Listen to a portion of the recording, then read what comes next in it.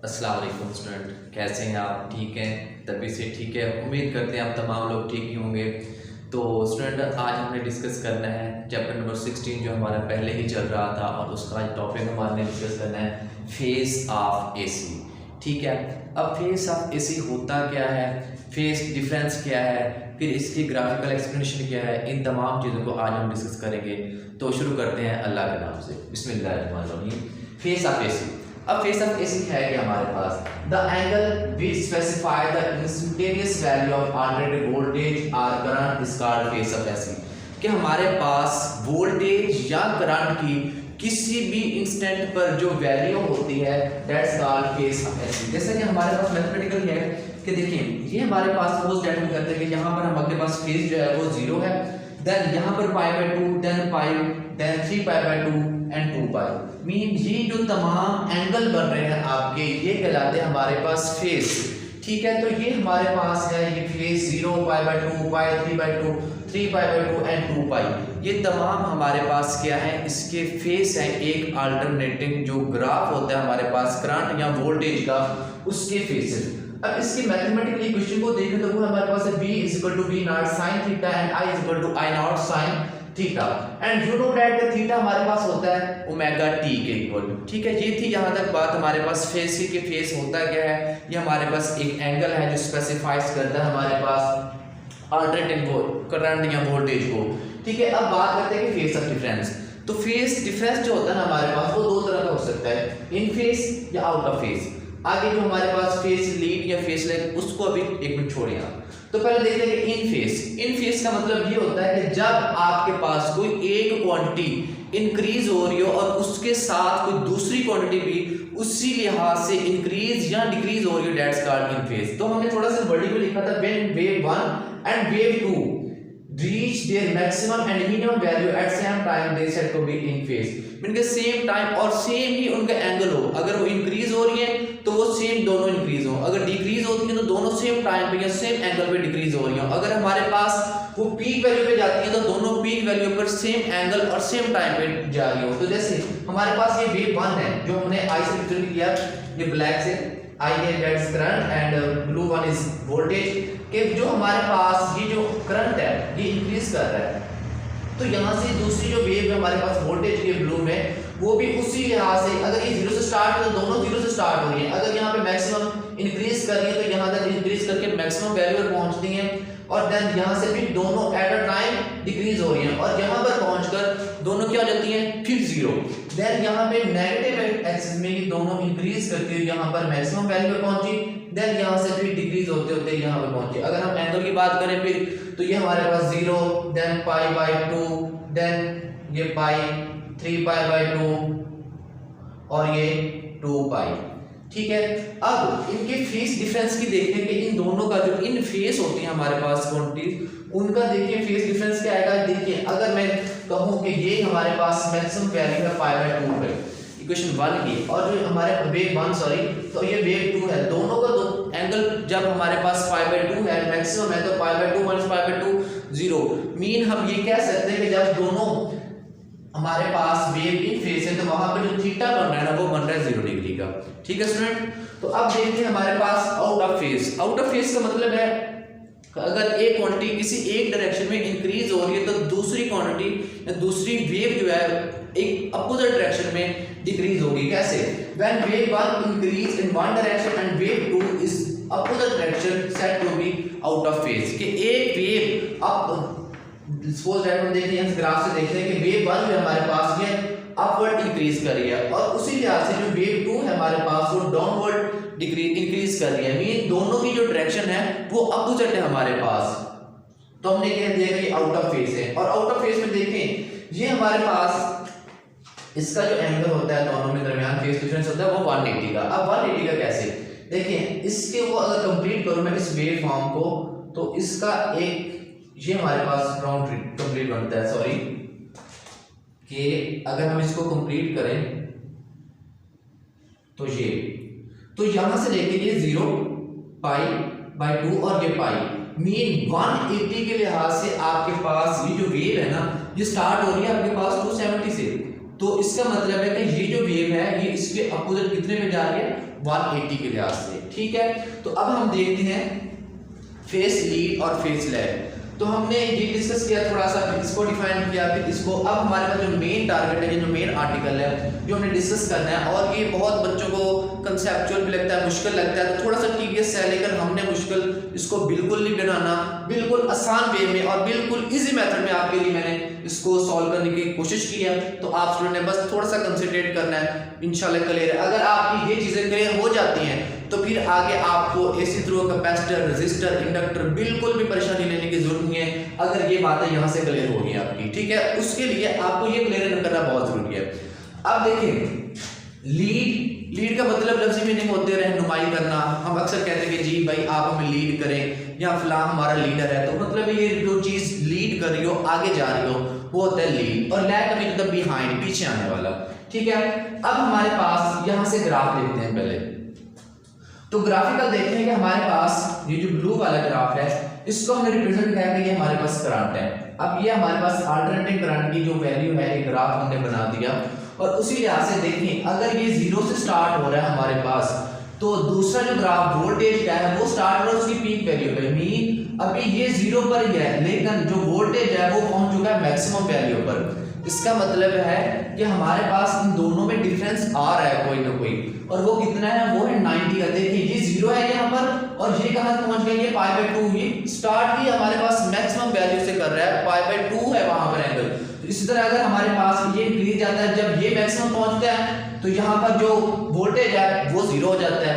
Then अगर हमारे पास current यहाँ पे पाई पे पहुंचा है, तो वोल्टेज कहाँ पे पहुंच गया, 3π/2 पर। जब ये 3π/2 पे पहुंचा है तो हमारे पास उस वक्त करंट था पाई पर। सिमिलरली इसने इंक्रीज करते करते हमारे पास 3π/2 पर जब ये पहुंचा है वोल्टेज, और करंट पहुंच गया 2π पर। मीन हमारे पास ये जो वोल्टेज और करंट में एक लीड का कॉन्सेप्ट आ रहा है, ये जो चीज लीड कर रही है, वहां पर हम देखते हैं कि जो वोल्टेज है ना, वो π/2 से हर पॉइंट पर अगर हम देखें तो वो π/2 के एंगल से वो इंक्रीज कर रहा है, इसको लीड कर रहा है, इंक्रीज नहीं सॉरी लीड कर रहा है। अगर हमने ग्राफिकल एक्सप्लेनेशन लेनी है कि ग्राफिकल इसको किस तरह लिखा जाए, तो वो देखें कि हमारे पास ये जो करंट था ये हमने बना लिया, और जो वोल्टेज था वो हमारे पास अलोंग वाई एक्सिस, ये चीज लीड कर रही है। यहाँ से अगर हम देखें भी तो हमारे पास जो करंट है वो उसको लीड कौन कर रहा है, वोल्टेज। इसको हम बाद में एक्सप्लेन करते हैं।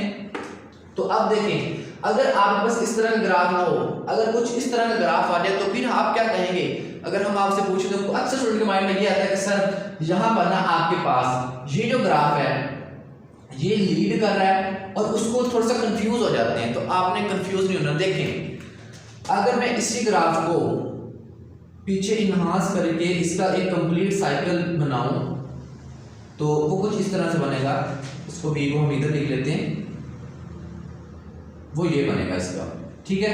मीन यहां से ही ग्राफ स्टार्ट होगा, और ये अब देखिए ये जो ग्राफ है एक्चुअली अगर ये 0 π/2 पाई और ये 3π/2, मतलब ये हमारा जो ग्राफ है 3π/2 से स्टार्ट हो रहा है, और लेकिन ये जो ग्राफ है उसको लीड पहले ही कितने पे है, ये 0 पे है, ये 3π/2 पे है। तो जब ये 3π/2 पे है और ये 0 पे है, अगर मैं कहूं कि जी ये ग्राफ जो है लीड कर रहा है, ये लैग कर रहा है, तो वो चीज़ 3π/2 से, तो ये बातें ना थोड़ी सी टीडियस सी हो जाती हैं। तो हम यहाँ पे अगर एक लफ्ज जो है लैग यूज कर लें, तो ये हमारे लिए मोर बेनिफिशियल होगा। कैसे, तो हम कहेंगे कि जो ये वाला ग्राफ है वोल्टेज लैग कर रहा है करंट को कितने एंगल से, वो 90 से बनता है कि मीन के 90 के एंगल से हमारे पास जो करंट है वो लैग कर रहा है वोल्टेज को बाय एंगल 90, ठीक है। अब जी यहाँ पर आगे बात हमारी आती है कि vector representation of alternating quantity, sorry alternating current या वोल्टेज, वो हमने कैसे करना है। तो स्टूडेंट इसके लिए देखें, पहले आपने ये बात कही थी, हमने लास्ट चैप्टर में ये पीछे भी डिस्कस किया हुआ था कि जो वोल्टेज या करंट हमारे पास है, ये दोनों क्या है, वोल्टेज या करंट के स्केलर है। लेकिन यहाँ पर एक अजीब ही वर्ड मैंने यूज कर लिया, और वो है वेक्टर। क्या, वेक्टर के हमारे पास करंट या वोल्टेज को हम क्या कहेंगे कि ये दोनों क्या है, वेक्टर है। तो स्टूडेंट उसके लिए ये बहुत एक परेशानी वाली बात है ना आपके लिए कि हम स्केलर से एकदम से वेक्टर पे आ गए, इनको वेक्टर मैंने कह दिया, इनके ऊपर ये साइन लगा दिया। तो उसके लिए आपके पास 3 कंडीशंस है। कौन कौन सी? पहली बात है कि आपने जो अपना स्केल सेट करना है, स्केल जो भी लेंगे उसकी जो लेंथ सेट करनी है, उसकी जो वैल्यू होना आपके पास, ये जो पीक वैल्यू होती है, ये यहां से आपके पास पीक वैल्यू जितना आपने स्केल सेट करना है, जितना पीक वैल्यू होगा ना उतना आपने स्केल सेट कर लेना है, वो आपके पास आ गया अलोंग दिस। उसके बाद हमने लिखा है alternate quantity start from zero is along horizontal position, कि वो क्वांटिटी जो स्टार्ट हो रही है जीरो से। अगर इस ग्राफ में देखें हम, यहाँ पर हमारे पास जो करंट था वो स्टार्ट हो रहा था जीरो से, लेकिन वोल्टेज स्टार्ट हो रहा था π/2 से, कि वो पहले ही पीक वैल्यू पर था। तो हमने कहा कि जो वो क्वांटिटी अल्टरनेट क्वांटिटी जो जीरो से स्टार्ट हो रही होगी उसे हम लेंगे अलोंग एक्स एक्सिस। कहां पे लेंगे? Along x axis. कैसे? ये सपोज दैट हमारे पास ये जीरो स्टार्ट हो रही थी क्वांटिटी जीरो से, तो वो था हमारे पास करंट, वो ले लिया हमने एक्स एक्सिस पे, और जो चीज लीड कर रही है उसको हमने इसके ऊपर ऐसे रख देना है, that is a lead. Mean ये अलोंग वाई एक्सिस ले सकते हैं आप बाय एंगल 90 के लिहाज से। अब तीसरी जो बात है, omega angular frequency of rotating vector is same the angular frequency of alternating quantity. अब ये बात कैसे समझनी है? देखें, जो एक वेव होती है आपके पास, ये कंप्लीट वेव, इसकी जो एंगुलर फ्रीक्वेंसी आपके पास वो बिल्कुल उसकी एंगुलर फ्रीक्वेंसी होनी चाहिए जो एक एंगुलर फ्रीक्वेंसी आपके पास होती है किसी रोटेटिंग वेक्टर की। इसका मतलब क्या है कि अगर मैं इस वेक्टर को रोटेट करवाऊं, यहां से स्टार्ट करूं इस वेक्टर को और यहां पर लाके एंड कर दें हम, इसकी जितनी एंगुलर फ्रीक्वेंसी होगी उसकी एंगुलर फ्रीक्वेंसी हमारे पास इसकी से सेम हो जो एक अल्टरनेटिव क्वांटिटी है हमारे पास, या जो एक अल्टरनेटिव वेव है, वोल्टेज है या करंट है, उसकी वेव फॉर्म के इक्वल होनी चाहिए। मतलब इसकी एंगुलर फ्रीक्वेंसी और इसकी एंगुलर फ्रीक्वेंसी हमारे पास दोनों की सेम हो। ठीक है, तो अब देखें हमारे पास बात आ जाती है कि इनको वेक्टर के तौर पर किस तरह रिप्रेजेंट कर सकते हैं। हमने कहा था कि जो लीड होता है, लीड के लिए हमने ये कांसेप्ट यूज किया कि हमारे पास वो क्वांटिटी जो लीड कर रही है, जो स्टार्ट होती है जीरो से, उसे हम लेते हैं अलोंग एक्स एक्सिस। ठीक है, वो हमने अलोंग एक्सिस से ड्रा कर दिया, करंट था। जो वो चीज हमारे पास लीड करेगा उसे हमने अलोंग वाई एक्सिस ले लिया, दैट वन इज वोल्टेज। और हमने कहा कि जी करंट जो है वो लैग कर रहा है या वोल्टेज लीड कर रहा है करंट को कितने एंगल से? 90 के एंगल से। दूसरी बात हमने की इस ग्राफ के लिहाज से कि यहां पर हम ये कहें कि जो करंट है वो लैग कर, सॉरी वोल्टेज लैग कर रहा है करंट को कितने एंगल से? 90 से। अगर मैं इसको अगर दूसरे लफ्जों में कहता ना, तो मैं कहता जी करंट लीड कर रहा है 270 वोल्टेज, तो ये बहुत ही एक मुश्किल सा बात थी कहने के लिए। तो हमने ये बात कह दी कि जी हमारे पास वोल्टेज है वो लैग कर रहा है करंट को कितने एंगल से? वो है एंगल हमारे पास 90 यहाँ π/2। ठीक है स्टूडेंट, अब जो हमारे पास एक बात है आपको इसी से एग्जांपल बताता चलूं, ये भी सॉल्व कर दूं। आजकल जैसा कि FIA के टेस्ट वगैरह हो रहे हैं, तो बहुत सारे स्टूडेंट ने इसमें पार्टिसिपेट भी किया होगा। कि देखिए ये मेरे पास ना ये ट्रैक है, सर्कुलर ट्रैक है। सर्कुलर ट्रैक पे सपोज दैट हम कहते हैं दो स्टूडेंट जो है वो रनिंग कर रहे हैं, रनिंग करते करते एक यहाँ पे है और दूसरा सपोज दैट यहाँ पर है। इसमें 1 कह देता हूँ और इसको मैं 2 कह देता हूँ। अब जो हमारे पास ये 2 वाला है, इसने अपना जो एक चक्कर है वो कंप्लीट कर लिया है। जब मैं कहता हूँ कि ये अभी तक इसको लीड कर रहा है, लेकिन ये बेचारा जो है अभी तक इधर ही है, लेकिन जो ये वाला स्टूडेंट है यहाँ पर जो बंदा सपोज रनिंग कर रहा था, वो इसको कंप्लीट करके इसको क्रॉस करके दोबारा यहाँ पे आ जाता है। मीन देखने वाला ये कहेगा कि ये 2 1, इसको कहता है ये 2 ये 1। आप कहेंगे देखने में तो ये है ना कि ये पीछे है ये बंदा आगे, लेकिन हम ये भी तो देख रहे हैं कि ये अपना एक चक्कर, ये जो स्टूडेंट 2 था 1 था, ये एक चक्कर अपना कंप्लीट कर चुका है। तो यहाँ से एक बात आती है कि हमारे पास लीड के लैग, तो आप कहेंगे जो 1 स्टूडेंट था वो लीड कर रहा था और जो सेकंड 1 था वो लैग कर रहा था। ठीक है स्टूडेंट, अगर आपको इस लेक्चर के बारे में कोई मसला हो, कुछ पूछना हो अगर, तो आप कमेंट्स में बता सकते हैं। इंशाल्लाह मिलेंगे नेक्स्ट लेक्चर में, तब तक के लिए अल्लाह हाफ़िज़, अपना ख्याल रखिएगा।